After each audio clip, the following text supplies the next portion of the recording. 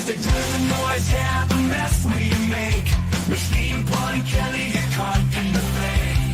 Facts and logic with a twist of jest. Strip it down to truth, yeah, forget the rest. Humor pulls the lies right out of the park. Look beyond the shadows that set the dark. Sparks of laughter fire up the night, bringing clarity where they blur the fight. Cut through the chaos, yeah, the tangle lies. Steve Pun Kelly with a set of clear eyes. Truths and jokes gonna rock this show. Step into light where the real facts glow.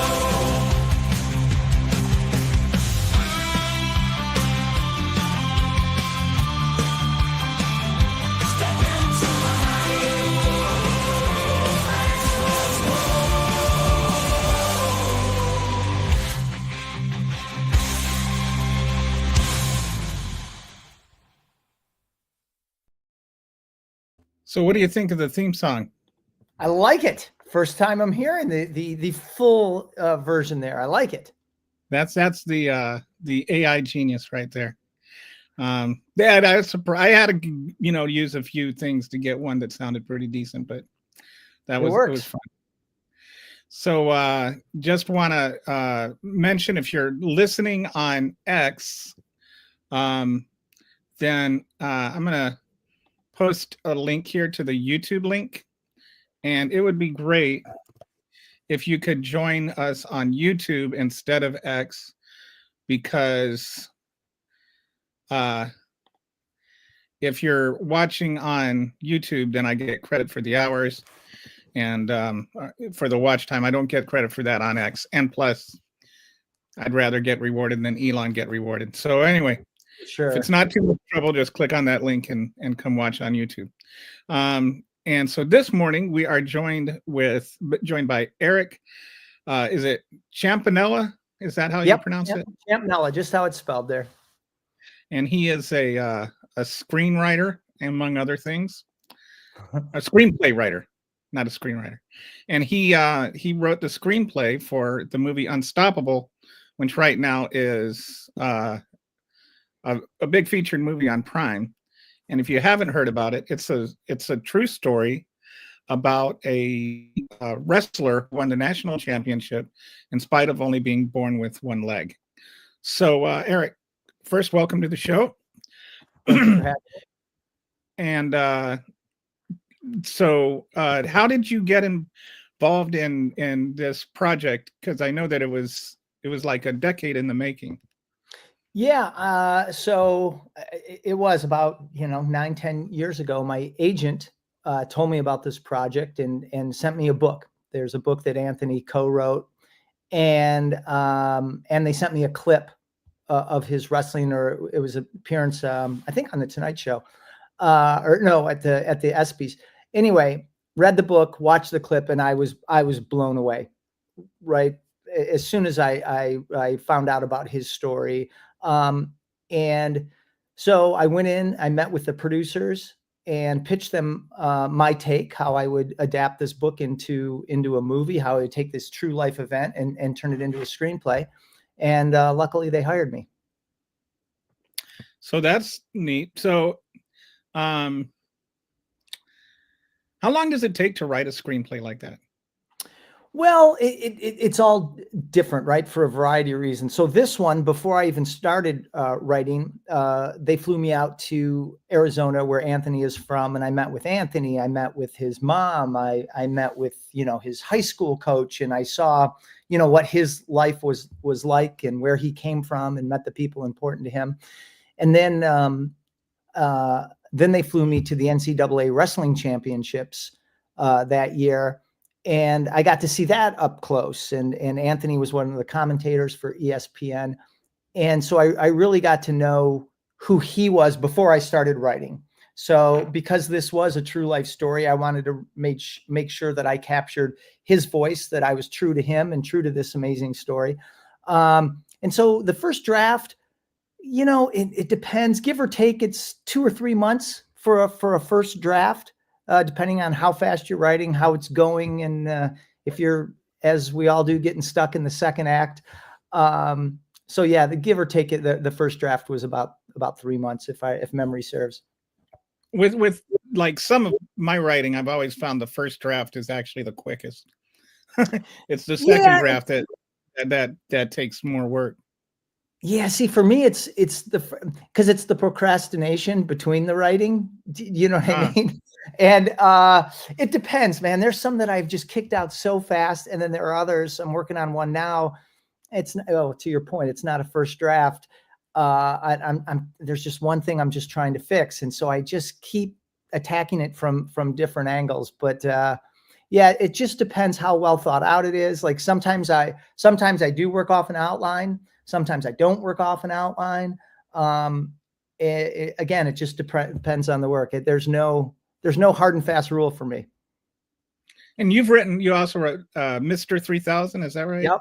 Yeah, that was the first script I ever sold. Yeah. And that's the one about the guy that was trying to get his 3000th hit. Yeah, It was like I'm sorry. It was a comedy movie. I can't remember Yeah, who it was. Starring.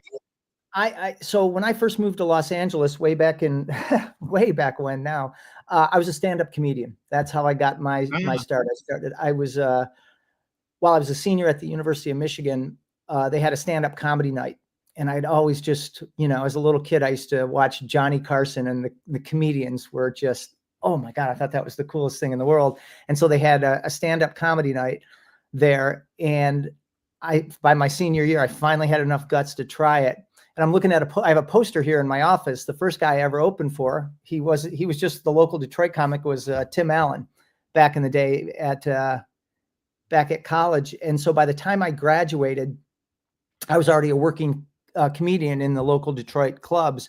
And then I had to tell my father, after he had just finished paying for 4 years at the University of Michigan, that I was not going to go to law school. I was going to give stand-up comedy a try. And now that I'm older, I give him a lot of credit for not totally flipping out. But I moved out here and I was doing that professionally. I was a regular at the Improv doing, the cable comedy shows. But I had a professor in college whose words always stayed with me. He said the quickest way to get ahead in college, in Hollywood, is to be able to write. And so I had a roommate at the time who was also trying to make it in Hollywood.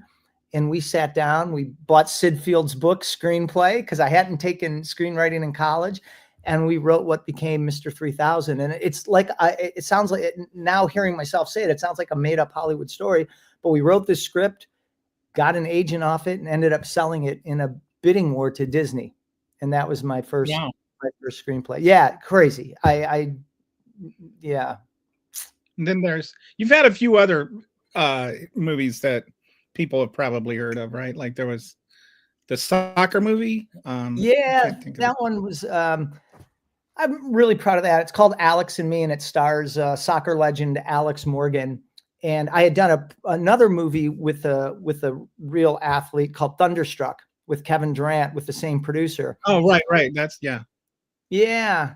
And so we had, I just happened to be on the Warner Brothers lot one day for another meeting, and I walked into his office to say hello. And he's like, "Hey, we're thinking of doing another sports movie with a real athlete." Because what we did with the Kevin Durant thing, we learned that, Kevin, you build the movie around him. He's, the main, because the kid at the time wasn't a star, wasn't enough to get the movie made, but you could get a movie made with Kevin Durant as the lead, and do it in such a way he only has to be on set for 2 weeks, so it doesn't impact his day job, so to speak. And so using that model, he's like, "Hey, we'd love to do another one of those, like with a female athlete." And he goes, "I don't know, like Alex Morgan." And at the time, my daughter was about 9 years old, and her room was all Alex Morgan. She's a big soccer player. Yeah. So I got to do that. And that was amazing, because my daughter had a little part in the movie, and she got to be on the set with her idol. So that was a career highlight for me. Oh, so she got to meet her and everything. Oh yeah. And again, I won't show you because it's a mess. But I'm looking at the poster for that movie over here, and my daughter's she's in the corner in the poster, but yeah, she got to hang with Alex Morgan on the set. So you must have been like the coolest dad in the world for a couple of weeks. it's so funny. It's so funny that you say that because everybody's like, "Oh my God, she's she's gonna love you. It's gonna be perfect forever." I'm like, that lasted about 6 months, and then I just went back to being dad.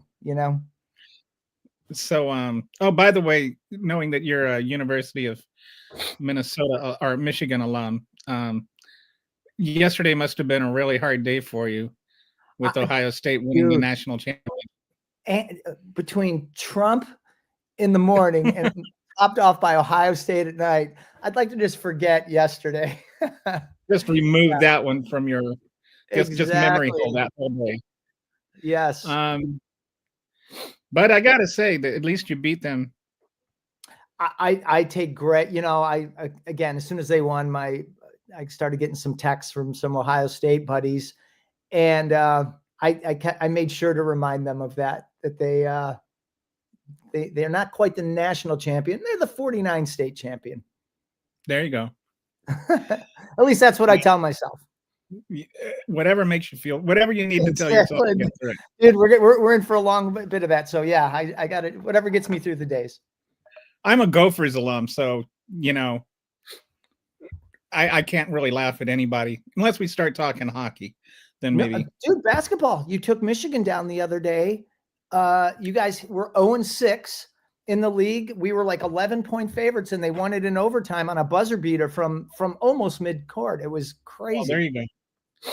Yeah, that's one of the few I've traveled to. Not to totally college football and college sports but I've traveled to most of at least the original Big Ten schools, and that's one of the few that I haven't been to yet. I got to get there.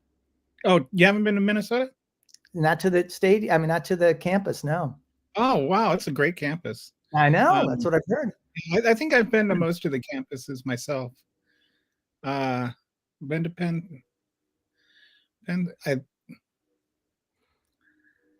I think now when it was 10 schools, I think I was at most. But anyway, so back to Unstoppable. So you met Anthony, and you actually you still keep in touch with him, right? You still talk to him? We lost touch for many years, and then during the as the movie was coming out, I saw him. Our world premiere was at the Toronto International Film Festival last September, and so I saw him again, and then just recently we were trying to get another thing going that he would be involved with. So I'm knocking on my wooden desk here. Yeah, he's a fantastic human being. I mean, look, I love all kinds of movies, but especially now being a part of, and I just want to be honest too, I was one of 3 credited writers on this, so I'm just very proud to be part of something that puts something really positive out in the world, especially nowadays. And with someone like him, he genuinely is just a fantastic human being. And yeah, so it's doubly good to do something that people like and at least sprinkle a little bit of good out in a world that I think needs it right now. So you were mentioning, I was just chatting with you briefly before the interview started. You were mentioning the actor really kind of captured his essence. Yeah, Jharrel Jerome. He's so the whole cast. I mean, the cast for this was a dream cast. The movie almost came together a couple of times over the years, and different budgets, different casts, different stops, and it just was fortunate that it came out. The best version of the movie, I think, came out with the best cast, and the director is a guy. He was an editor, and this was his first time directing. Great editor. He does a lot of work with Ben Affleck when he directs, and won an Oscar, I believe, for Argo, and just a great guy, and really did a fantastic job. And yeah, it just somehow, as people say, it's just as easy. It's just as hard to make a bad movie. And so everybody worked really hard for a very long time. And I'm just thrilled that they were able to make the best version. This was, sometimes, like I'll be watching a movie and I'll see somebody and it'll be scratching at the back of my head. Like, who is that? They said, I know who that is. but sometimes the actor does such a good job that you kind of have trouble figuring out who it is. Mhm. And Jennifer Lopez, I was like it. I was shocked when, like, to realize that she was playing the mom. Yeah, she did a great job. A lot of people are, I mean, she got a lot of deservedly so credit on this movie for her work and really captured Judy. And I think that's also one of the reasons that this um, movie is interesting. It's not the normal. It's not just about him overcoming the sports obstacle. His home life, you know, that was true. He had a really rough go of it, and he and his mom, that relationship between the mom and the son is something that I don't think you see in one of these type of movies all the time. And she really captured that, and she really captured Judy Robles and did a great job. I like movies that have a different kind of love story. You know, Mhm. like so many movies have like the romantic love story.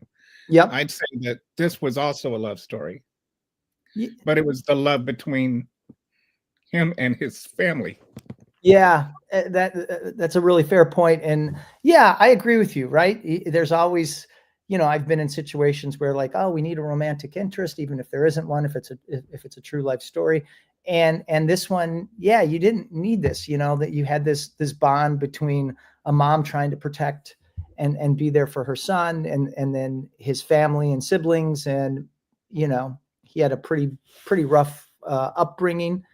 And yeah, you didn't need to artificially tack on something like that, you know?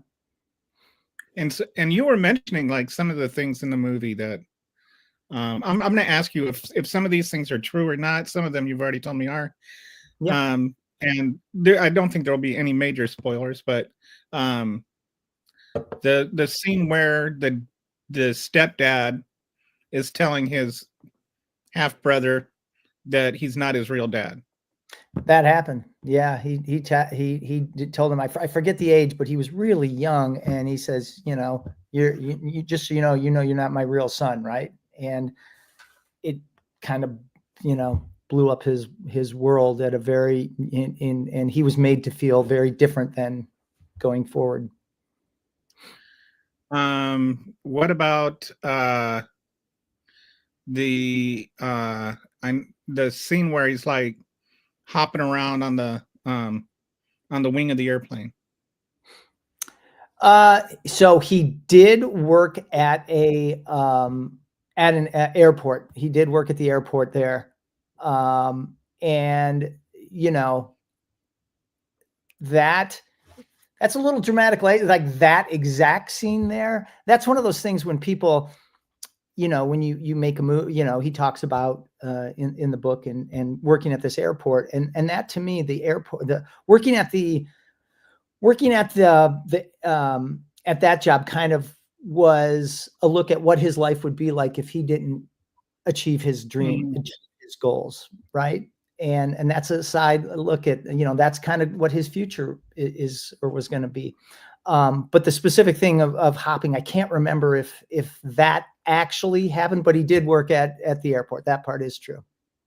Did he have one thing I noticed is like his stepdad was like a piece of crap, but he had a couple of father figures in his life. He had his coaches, and Yeah. did he have that relationship? The movie also shows a special relationship with the his boss at the airport. Yeah, Was that no, a but real thing, or was that something that just kind of? yeah, he had a coworker there, but that was just kind of, again, that was more of a substitute um, for what his life would be like in Mm. if he didn't. But yeah, no, his coaches, he was very close to his coaches, you know, his high school coach, his college. In college, he actually had two coaches. I mean, this is, look, I'll kind of a little peek behind the curtain. He had two coaches in college, and in the movie, it's combined into one for a bunch of Ah, storytelling mm. reasons. So, yeah, but I mean, it was his college career was crazy. I mean, you know, he walks on, he makes the team. The team got disbanded. They ended, like a lot of college programs. They got rid of wrestling and they had to get that back. And then he got very sick. He got mono one year, and I mean, there was enough more for about 45 minutes worth of more movie that just for Yeah, the mono wasn't covered at all in the No. movie. No, he got What it about- pretty. What about the thing with the coins and voting Yeah. whether Which part? the part with the coins where they had to vote whether he was on the team or not? And then Yeah, that there was a version of that. Like, again, like combining the coaches, a lot of things you want to make it as visual as possible, not as exactly the way it happened, just from a dramatic storytelling purpose. so there were some things that you had to Yeah, you have to, like I said, combining the code just for time reasons, for just everybody texting the coach saying, hey, I want him or don't want him on the team. I'm just using this as a random example. Those don't that's not as cinematically I hear you. the same thing happened. How it happens sometimes, when you do a screenplay, you got to make it a little more Creative pizzazz. license. That's what they call it, right? Creative license, for sure. And I know that actually in the movie they made the final wrestling scene where he wins the national championship. They made that match, the score of the match, a lot closer than it actually was. No, it was well, I mean, yeah, it was close though, but that was beating this guy who was undefeated from Iowa. That was his, when he, as they allude to, as you saw, he worshiped. And if you know anything about college wrestling, Iowa is like, yeah, they're the pinnacle. That's the top, and that was his dream. And they weren't interested in him. And so for him, and again, this is where I say, if I pitch this to you as fiction, you wouldn't believe it. Here's a kid who grew up idolizing them, watch that Iowa tape all grown up. That's all true. And so for him to not get a look at them and then overcome all that he overcame, we're giving it away here. But to make it to the NCAA, stop watching now if you haven't seen the movie, just mute. But to get to the point that he did against Iowa and have things happen the way they did is, I couldn't have made that up, you wouldn't have believed me if I did. No, I mean, the whole premise seems like if it weren't real, you would never get it published. For sure. It's guy with one leg wins the national championship. Yeah. It seems like, so at the end you have the little captions, the where are they now type things. Yeah. And Judy went on to get her PhD. Yeah. So and work at ASU and Anthony, he's married now, has a little one, and it's pretty, and it's incredible. And like I said, I feel very blessed to have been a part of it. What about the stepdad? Do you know anything about him? Is he? I do not know what's happened there, and yeah. He the actor for him did a good job of playing. Yeah, Bobby. Yeah, he did a really good job. Yeah, no, the whole cast is, I mean, to get that cast for this was just pretty amazing. Oh, the other scene I was wondering about, the scene where he's like running up the he did that in Philadelphia. He's running up like they're yeah. Not only is that true, when I went to see, we were just talking about this the other day when I was on the Zoom with him about this other thing. Yeah, and I'm blank. It's not Camelback. I should know this because my wife is from Phoenix. But when I first met him, I went with him and a buddy or two up that mountain, and he did it on crutches.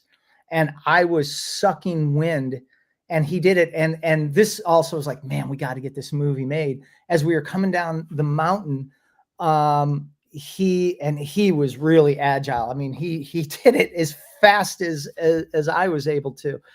And he was stopped by people along the way, just saying how inspiring he was. Just seeing him out there, you're like, well, shit, I got to do this. And he just has that kind of impact on other people. And but yeah, that is 100% true. The thing with carrying weights, they had to carry weights, and he would use a towel to wrap the weight through the crutches when they did it on the track. Right. Yeah, you showed that. All true. And there's another scene, when he was trying to build his strength and it didn't make the movie. And I always love this. He and his buddy, like, they would push cars in the parking lot when he was in high school. He and his high school buddy, and they'd get behind the car and put it in neutral and push it over bumps. I mean, yeah, all true. So there were some things where you took creative license to make the story more punchy, but you didn't more visual, right? You didn't embellish anything. You didn't. No, you didn't need to with this story. You really didn't. And then that's it's pretty amazing. That's awesome. So the next thing I wanted to talk to you about, as long as I've got you on here, is you're a bit of a meme master. You've got to help, right? Somebody, you have a friend that helps. Yeah, no, I have my buddy Channing work. He really helps me on a lot of these things. He is I can edit pretty good and come up with ideas, but he's in Adobe After Effects. He's a master of that. And so and then I have another buddy. When we do songs, we did a bunch of songs that kind of took off. My buddy Trey Calloway, who's a fellow screenwriter. I think he's overseas right now working on a project. He can turn anything into I would write these lyrics and boom, he would do it. So, yeah, a lot of good those memes did, huh? As we are here the day after Trump's inauguration, right? Tell me about it. But I'm still going to, I'm going to show my favorite one.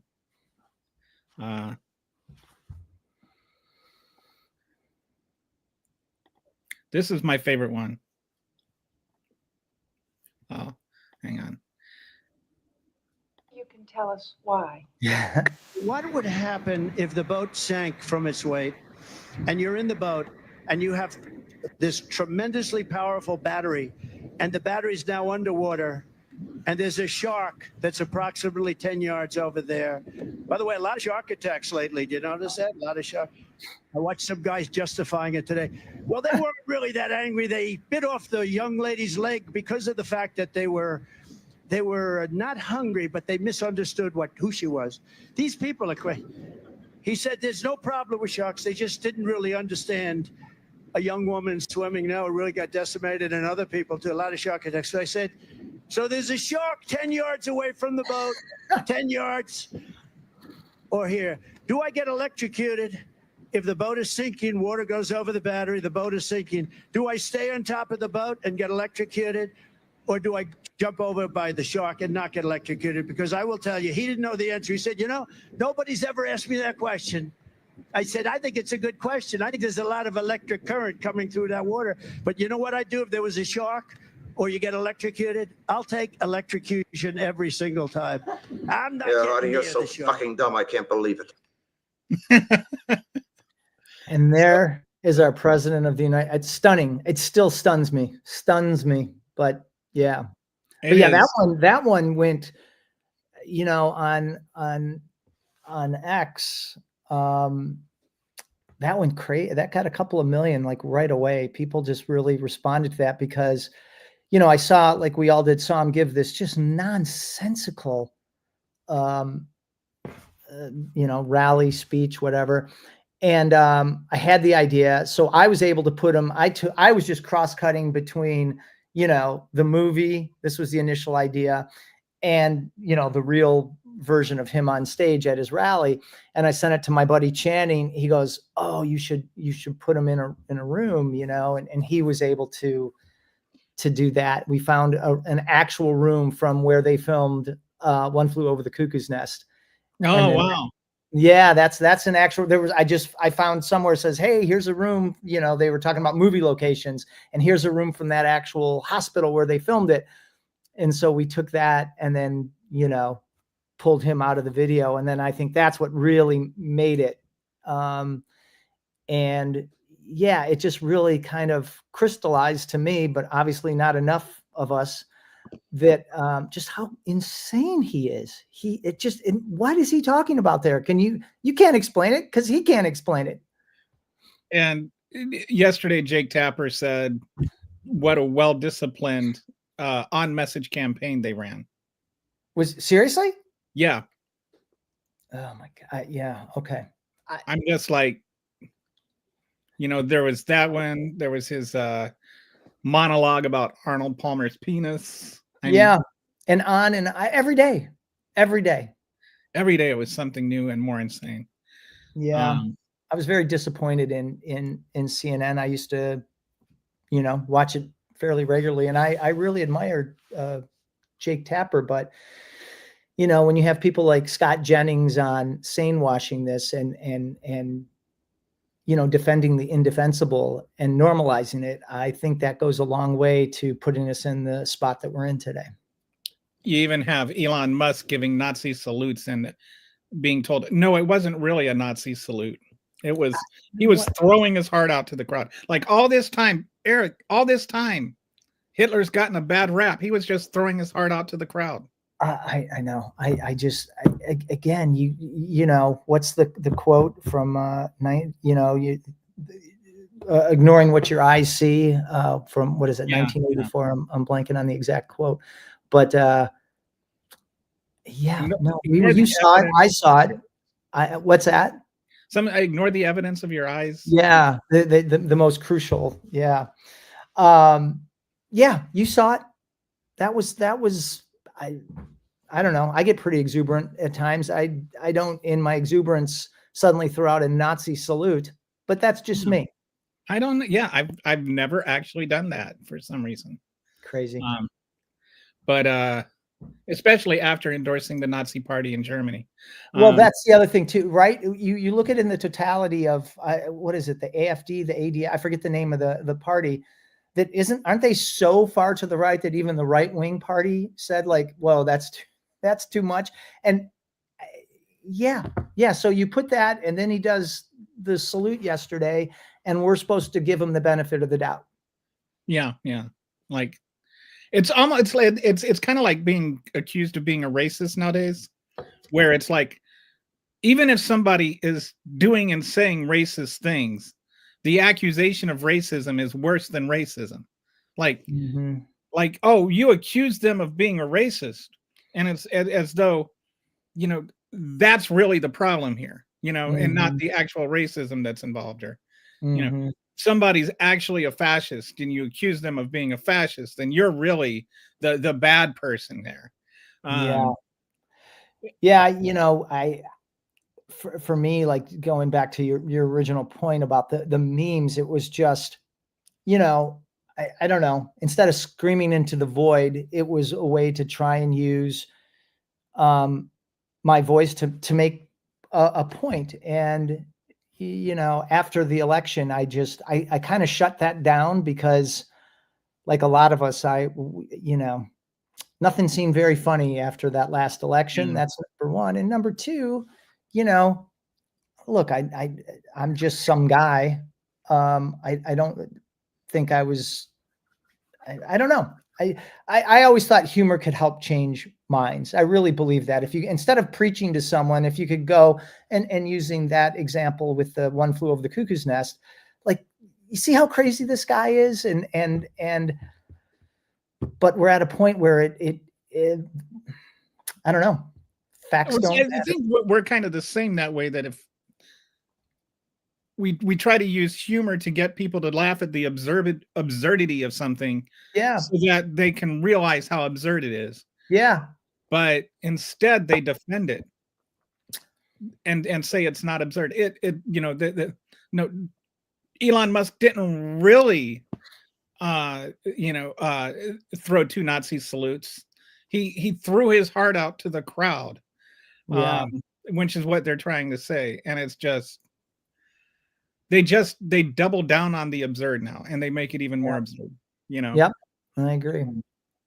They and this is like in addition to they took down the Spanish speaking government website yesterday. I heard that. I heard that. So it's not just And the one about reproductive rights too, right? not the actions of the Trump administration that are already taking place.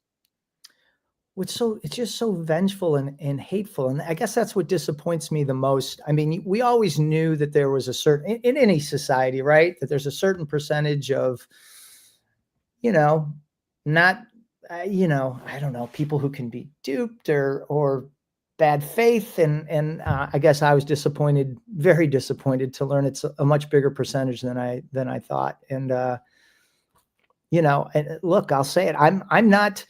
I've never been registered to either party ever in my life. I mean, I consider myself an independent, but this isn't left or right. To me, Trump is just a unique threat, and I'm genuinely concerned for the next 4 years. I say it's not right, left, it's right, wrong at this point. Yeah. And morally, not just factually. Yeah. So when you start making entire classes of people illegal, you're entering into fascism. Yeah, no, it's scary. But anyway, I much prefer the talk about movies, because this is depressing. Well, that's one you were mentioning before we started, I think, that one of the reasons you were happy to do this movie is because it's something positive. Mm-hmm. And I think nowadays maybe we do need, even if we have to resort to movies or books or whatever, I've it's like so much of everything nowadays is like dystopian futures, and it's like I'm writing a novel right now that's about a utopian future. I'm trying to imagine a world that gets better, because I think we need that. Like, we need to have hope that things can get better. Not everything has to just go down some entropy road where it just keeps getting worse and worse. Like, we can't. Yeah, no, look, and I like those movies too, but it just right now I think when you feel like we're heading that way, I don't want to be entertained that way either, and as well. So there's an old movie, is it Capra? What? And I'm going to blank on the name. It's about a guy in the Depression, and during the Depression, who makes only comedies, and he wants to make his important movie. And I can't believe I'm blanking on the name of this, and it's going to come to me right after we get off this. But I believe it's Capra, and he's wants to make important movies. So he goes undercover during the Depression as someone out of work, and goes across America, and he meets all these people, and he finds out they're like, oh man, they find out what he does and how important, like, his comedy movies made them laugh during a time when they needed a laugh, or made them forget their problems for a minute. And as someone who does primarily sports movies or comedies, family comedies, I've always kind of sparked to that premise that, there is some benefit for this. You think it's just a silly comedy or whatever, but sometimes, man, we just need to forget about, the same reason you go to a stand-up comedy show. You're not going to change your worldview, but man, if you can forget some of the tougher things in your life, or just laugh with friends for an hour and a half, there's a lot of value to that. Yeah. Sometimes laughter is a great cure for depression. Yeah. Or right. Like, just, I think yesterday there were there were times where I posted things, and people that were, at least I tried to be funny, and people were like, thanks for the laugh, like I really needed a laugh today. No, I agree. I'd probably, if I were funnier, I'd get paid for being funny, but yeah, Yeah, it's yeah, no, I look, I gravitate to the laughter. Even after Ohio State won last night, my Oh. Michigan friends were sending me a couple. I'm like, oh, I have to. I laughed, and I got to save these as a good retort for my Buckeye buddies. There you go. Yeah, Ohio State fans, they're what's the word I'm looking for? Obnoxious. I'm gonna not even comment. I get in enough trouble as it is online, but yeah, I've been to the shoe many, many, many times. I went to so from the time I was a little kid, I went to every Michigan. You'll appreciate this. From 1979 to 2007, home and away, Wow. home and away. I went to every Michigan Ohio State game for all those years. Wow. So I've been to the shoe many times, and I've had, shall we say, some experiences. Here's some of my favorite. So my buddy, an old friend, was a big Ohio State fan. So he'd book himself at the Columbus Funny Bone Comedy Club there. He was the headliner, and I would go as his middle act during Michigan Ohio State weekend. And I did this, I want 2 or 3 times. But my big closer was, after killing for 25 minutes, my big closer was, I'd have a button-up shirt on. I go, man, it's really hot. Is it hot in here for anybody else? And I would turn around, take off that shirt, and underneath I had a big Block M on in Columbus the day before the Ohio State game. That always went over well. And I made it out alive to be here with you today. There you go. Congratulations on that. Yeah. What is your biggest live sporting event that you were at? Like the most? I was at. I got to see Scott Erickson's no-hitter live in Minnesota in 1994. So this is, I mean, look, again, going back to you and I only knowing each other online. I had Michigan season football tickets until a couple of years ago, even though I lived out here.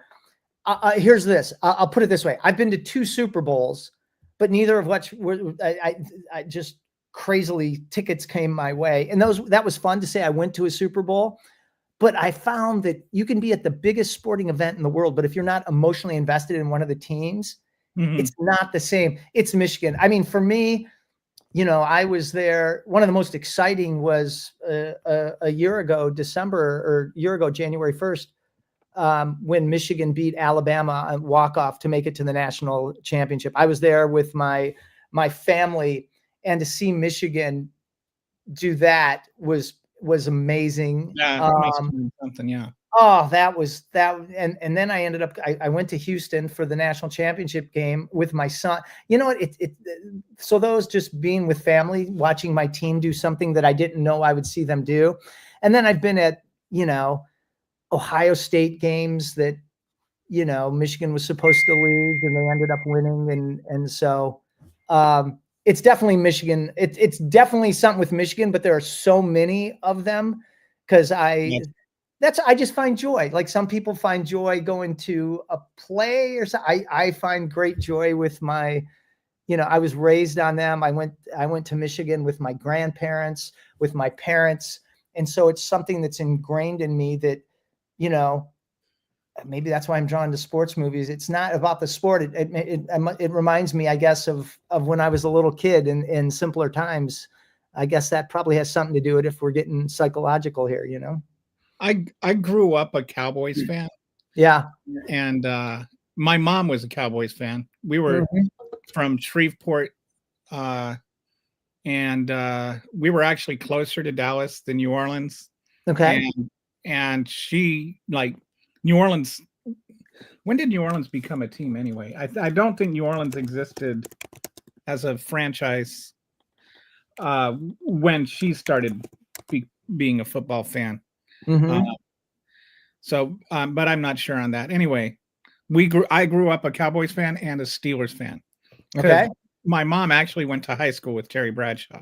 Oh, wow. They graduated in the same class. Uh-huh. Her best friend dated Terry Bradshaw. Okay. And then I was like, why didn't you get married to him, Aunt Janice? We could have had all these Super Bowl tickets. Anyway. But I just kind of gravitated towards the Cowboys because I liked, like the comeback stories and everything. But then in the 90s, especially after Michael Irvin tried to kill his teammate and Jerry Jones didn't do anything about it, I'm just like, I can't cheer for that. And so Yeah. at that point, I just kind of renounced the Cowboys.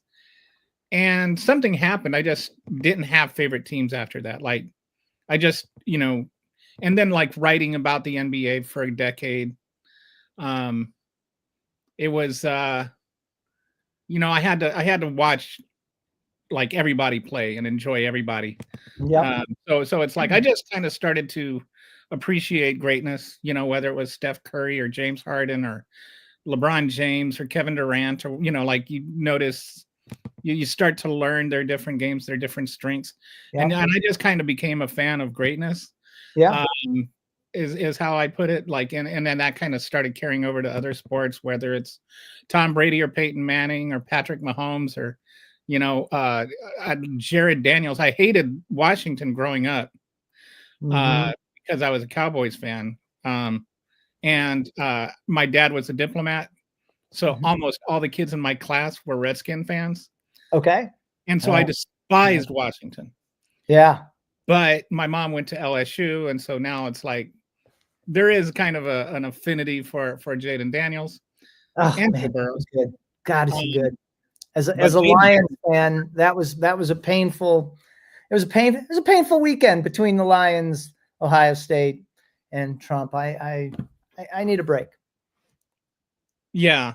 So anyway, I just enjoy sports, and I Same. find that being liberated of a personal attachment to a team, Yeah. just a different experience. Like I just enjoy watching the games now. It's Yeah. regardless of who's playing who, unless it's like a crappy game. But I'd love watching Steph Curry play as much as James Harden or Yeah. Barkley's amazing season and Henry's amazing.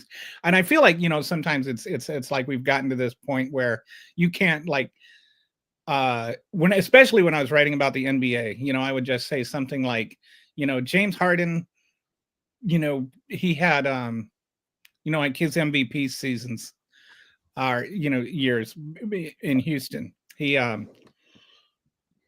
the only player in history to produce between his assists and his scoring. Mm-hmm. He produced more than 50 points a game and maintained a true shooting percentage of over 60%. Plus, Mhm. his teammates, when he assisted them or when he passed them the ball, they had a true shooting percentage over 60%. So, like, to produce that kind of points, and he also had the most points of he averaged the most points on contested shots, Mhm. and was very efficient on contested shots compared to like somebody even like Kobe Bryant. Mhm. So anyway, he had like these amazing numbers, and so I just tweeted some of this stuff out, like just pointing out like just how rare what he was doing was. Yeah. And then I'd get these responses. Why do you hate LeBron James? Oh yeah. You get we're to the point where Compliment you one. say Yeah. something positive about another player that has Yeah. absolutely nothing to do with your favorite player, then it's like then that means that you hate that player. It's like you're Yeah. only allowed to say nice things about one player. Yeah. So Yeah. um I get it. but The internet. being a Gopher alum, it makes college football a little bit easier for me than you. Yeah. Because I know Understandable. that they're not going to win the national championship every year. It's like they're going to go 7-6, and then maybe they'll win or lose their meaningless bowl game. Like that's No, I get it. I get it. every once in a while they'll maybe have like 8 wins or something. But Yeah. They're due. Yeah. I mean, look at Indiana this year. They're due. Yeah, so in Indiana they had a great year, and then they got their butts kicked in the first round of the playoffs. So, Yeah.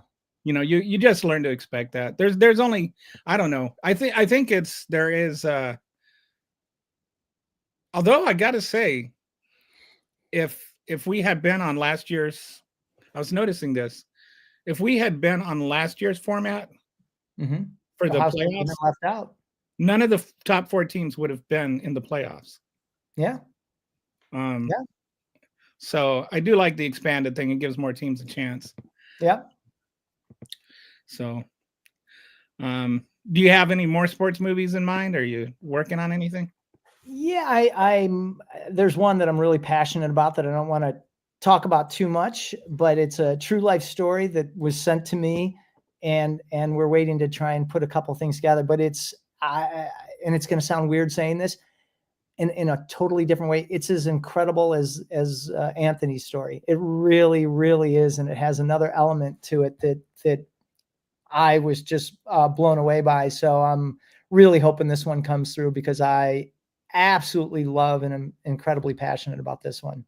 So when you come up with an idea, Mhm. what's the process? You got to sell it to Yeah, it depends how they come to you, right? Sometimes something will come to me that's already set up at a studio. The studio owns the rights to X, so I would have to go in and pitch the executives there, and they either hire me or don't hire me for the job. It's just like any job interview or audition where you go in and they see if they like you.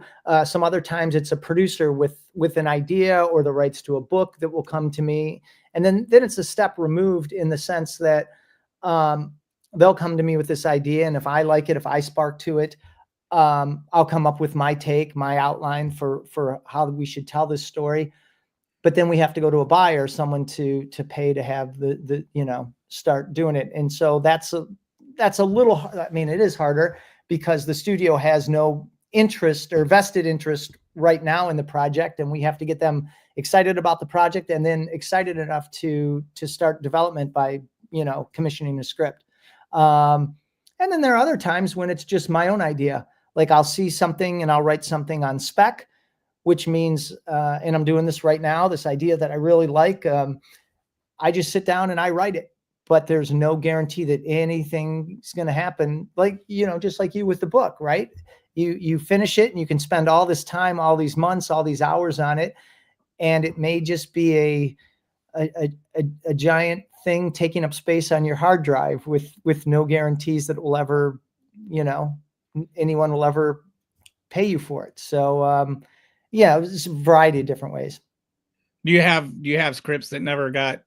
Oh, absolutely. We all do. Every writer, you show me the most successful writer in the world, and I'll show you a stack of really good scripts that for one reason or another, I have this one that's a smaller indie one that everybody says is, their favorite script of mine. It's come close several times. I've had cast attached. And then, because it is an indie thing, it was usually a money thing, and it just, went away. I had another one that I was set to direct here just over a year ago. Had producers, had the financial backing to get it made, but we just couldn't get the appropriate cast that meant enough for, and I don't want to bore you and go down this rabbit hole, but you need an actor of a certain stature for someone to write a check because they know that they'll get their money back if they have someone, right. And we had a really tough time casting it with the level that we needed for this type of project. And so, oh yeah, I got a lot, dude, but everybody does. So, I don't think of like screenwriter as being this big money profession. Like, do you I don't know if this gets too personal, but like, is Unstoppable, it becomes this big featured thing on Amazon Prime. Does it get do you get paid more when it becomes a featured movie like that, or? Well, so your things are, look, yeah, here's the thing. It can be it depends, I mean, I have some friends that are A-list that write huge, like Marvel and DC things, and they're at a different spot on the food chain, just like you have actors, the guy playing the guest starring role on SVU or whatever, doesn't quite make as much as Tom Cruise, and it's the same in the screenwriting world too, right? But your deal is typically structured. You'll get X against Y. So someone will pay you a certain amount just for writing the script. Like, hey, we're gonna do this. We're gonna hire you to write the script, write us a first draft. If nothing happens with it, that's all the money you'll ever make for that script. But you always have into your contract something that says, but if it gets made, you're going to get a second part of this check, So, so then there's a big pie there, but you may not get credit when it gets made because they may have a ton of writers. And even like on Unstoppable, I'm one of 3 credited writers. So instead of getting the full bonus for a produced movie, I got part of the bonus for a produced movie. So there's that. In the old days, you had DVD sales, which really helped. And here's what I would say about the numbers that people really don't understand. And look, I've been very fortunate. I've been making a living as a working Hollywood screenwriter for a long time, but I'm still, and always have been, I'm an outgoing call for my agent. It's unfortunately it's never been get me Eric Champnella, but I'm still working. I'm still in the game, and I'm very proud of that. But and then when people see a number, when somebody sells a script, you may see something like someone sells a script for, oh man, he sold a script for $150,000, whatever it was, and that is great. I'm not going to lie. That's great. But then you may not work for another, it may be a long time before it's not like that is a guaranteed yearly salary. I'll just say that. And it's you have to be mentally prepared. I mean, you're in the arts, right? And except for the Tom Cruises in front of the camera, the Steven Spielbergs, the number of people who it's just like a steady this in this business. I have many friends who aren't in it anymore, who had a couple of big spec sales for, if you read the number, you're like, oh, this person is set. But then it dries up, or the movie doesn't do well, or whatever. I mean, Hollywood right now is it's tough. It's a really, really tough business to be in right now.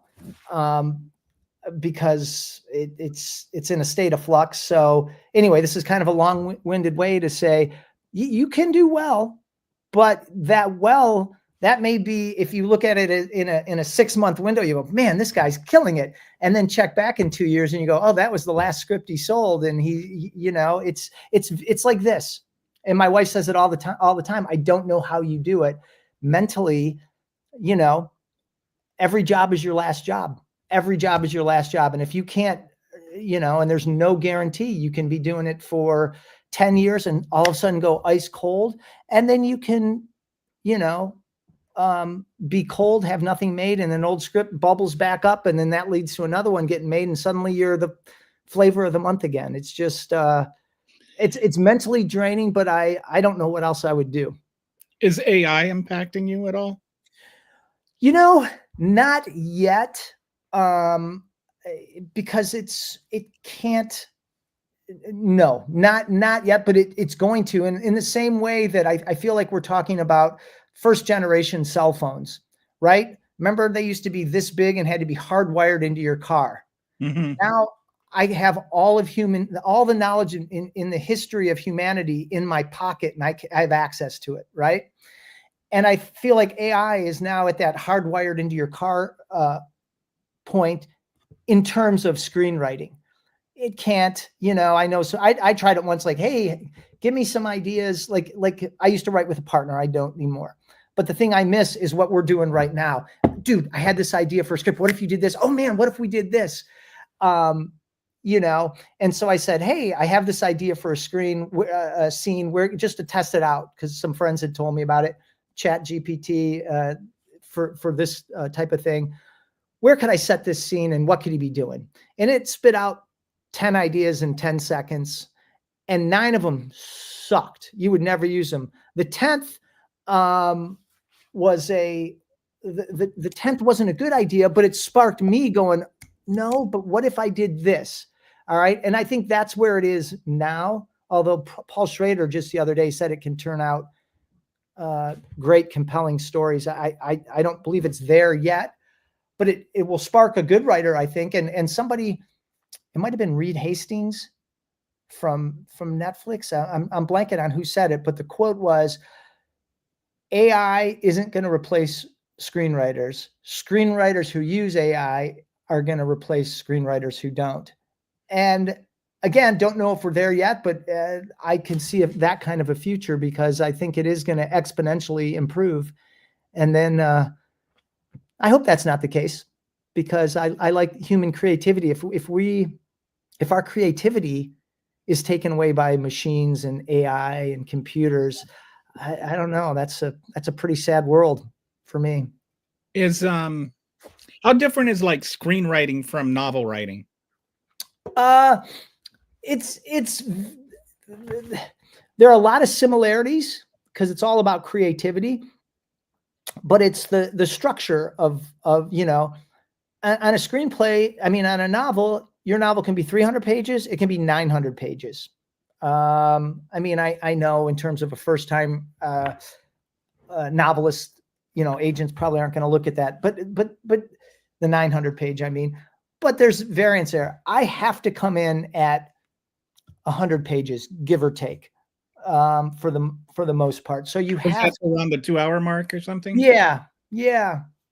And so you really have to be, you know, there's a lot of times when you have a great idea or something and you have to get rid of scenes and you have to shorten it up and the creativity and there's a very unique structure of what a screenplay has to look like. And it's very easy nowadays when you have Final Draft and Movie Magic Screenwriter to get it to look professional, but you know, you can tell within I can tell within 1 page if someone's a real screenwriter or not, just if they know the structure and the layout. You know, there's a very, very specific way that a screenplay has to look that's different from a novel. But at the end of the day, it's all storytelling. It's all about characters. It's all about surprising me. It's all about making me think about life in a different way or showing me a world I haven't seen. Now, like with a novel, every once in a while you'll have like you know, like Stephen King will work with Dean Koontz or something, and they'll write a novel together. But it's mostly a one person effort. Yeah. But like in this movie, you co-wrote it with 2 other writers. Do you guys like have Zoom calls and talk about things, or No, we never even it's a collaborative effort. Never even met. Never even, you know, like they had me. I did the first couple of drafts, and then you know, Alex came in, did a couple of drafts, and it's for a variety of reasons, right? The project may stall off, and some writer may go off, and he's working on another project, or they may go, man, we want a different voice. This person, you know, I'm just giving you a example, like, oh, this person's more of a you know, again, I don't think this is a fair thing, but it happens. This person's more of a dialogue. This person's more of an action person, and we want this action person on my John Wick type movie to do the next draft.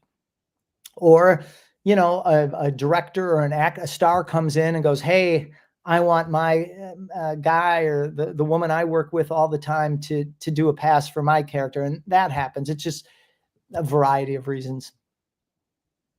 But yeah, we never really, you know, unless you're part of a team, it's not like TV is very collaborative. TV, it's like, it's a bunch of writers in a room spitballing ideas, talking just like you and I are. Features is a very solitary. You could be the only human contact I have today, dude. Oh wow. Yeah, very solitary. But so like you'll write this, like maybe one person, like, to clarify, like you write the initial script and then somebody else, they take your script and rework it, or they start from scratch and then somebody blends them together? Both. It can be both. I've been on both sides of it. I've been the first writer. I've been the guy that comes in and someone will go, look, we bought this script or we hired this guy to write this script. All we like is the idea. You can read it, you cannot read it, take it from, go from scratch. And then it just depends. Yeah, on the situation. So if somebody is reworking something you've already written, you're like, do you ever feel like, why are you changing that? That was good. Like, Of course. Yeah. I mean, if you have any pride and you put, effort into it, sure. Look, sometimes it gets worse. Sometimes it gets better. For sure. Yeah. You go, oh, I wouldn't have changed that. I would have left this there, but that's just, again, that's another one of those psychological, nature of the beast type of things where you just have to be, if you're going to be a Hollywood screenwriter, you're going to get rewritten. I don't care who you are. I don't care if you're the biggest screenwriter in the world. It happens. It's just the way it goes. Unless you're the right, like an Alex and me, for example, for better or for worse, I was the only writer. That was my project, start to finish, and I was the director. So that's my movie. Again, better or worse, we had very, very, very low budget, and I'm very proud of what we did with that budget. But that's very rare. Almost everything else I do, if you're not directing it, someone else has a hand in it. I was reading, I don't know if, did you ever see the TV series Under the Dome? No. Is that based on the Stephen King? It's allegedly based on the Stephen King book, and he was one of the screenwriters in it, but it ended up being very different from the book, and different enough that a lot of the Stephen King fans were pissed off about it. Yeah. And so I was reading this interview with Stephen King about the whole thing, and he was explaining the process and how some things work better for TV and don't work as well in a screenplay as they do in a book, and why he okayed these changes, because they were like, the fans were so pissed off, they were assuming Stephen King was pissed off too. Yeah, no. And he approved these changes, and then he's like got to defend why he approved the changes. And sometimes the creator isn't the best judge, right? Here's Stephen King. I love him. I love his work. There's and you would think if there's somebody that is untouchable, it would be Stephen King. He is definitely the most famous writer of our generation. I don't think there's any question about that. Yeah, but there's one of his movies that if memory serves, he does not like the film adaptation of The Dead Zone. I love that movie. I think that is a great movie. And he, if memory serves, he's not a fan of that. And especially now with everything politically that's happening, if you remember the Martin Sheen character, if you've seen the movie. And so he doesn't think that's good. And I'm like, oh, wow, maybe he was too close to it. And there's something there. Cause I, just not as a writer, just as Eric, the audience member, I think that's a fantastic adaptation of that book, captured the essence and really works as a movie, because again, a book, you can't take a 500-page novel and put everything into a 200-page movie. There are going to be changes that have to be made. They just simply have to be made due to the limitations of the two, right? And so, he as the author didn't like that. Me as the audience, I'm like, I don't know. You're too close to it, maybe.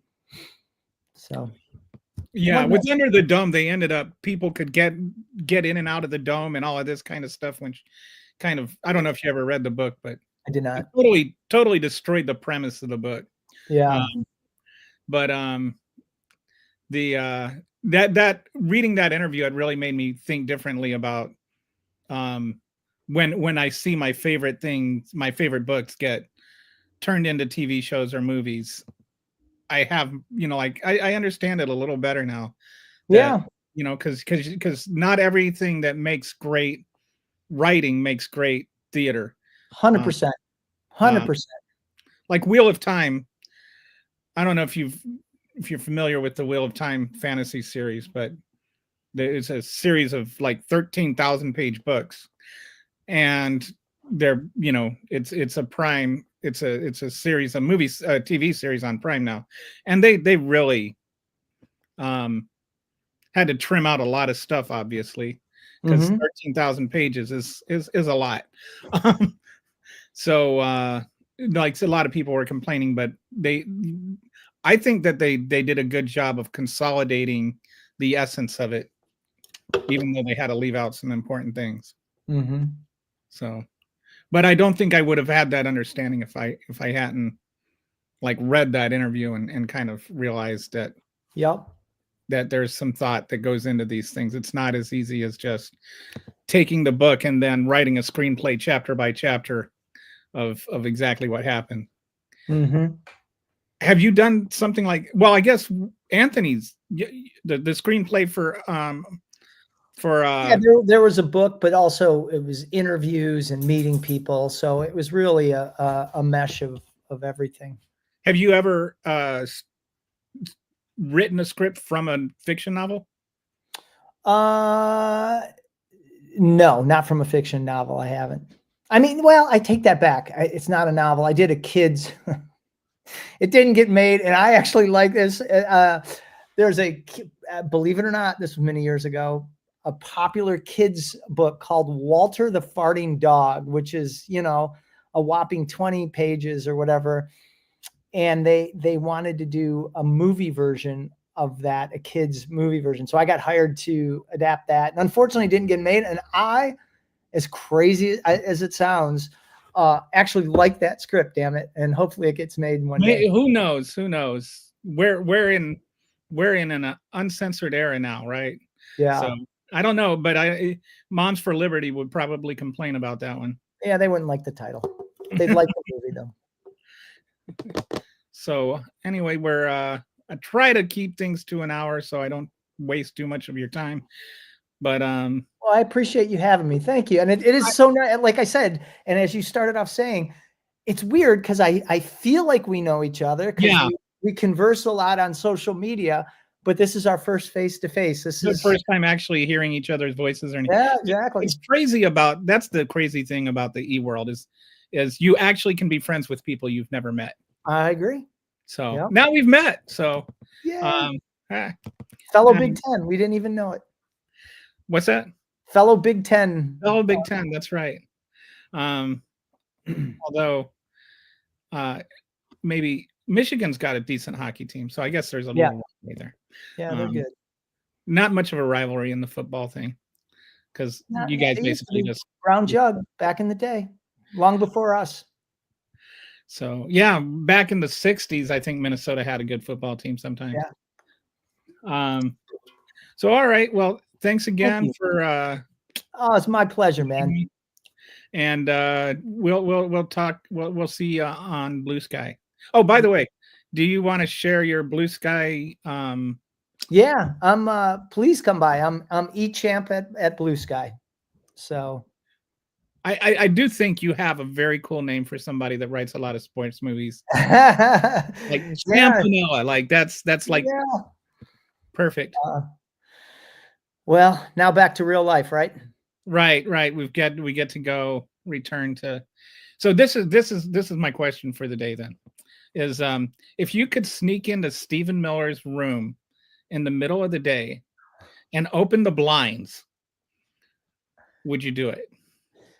He's probably hanging upside down. So, you know, of course you have to do that, don't you? You have to do that. It would be fun to watch him go up in flames, but Mhm. all right. So we didn't even talk politics that much, which is funny because that's You know what? That's probably for the best. What can we say Yeah. that hasn't been said and won't depress all of us, or at least That's those right. of us who It's aren't just thrilled? only 1,470 days to go or something like that. Fingers crossed. All right. See you online. See you, pal. Later.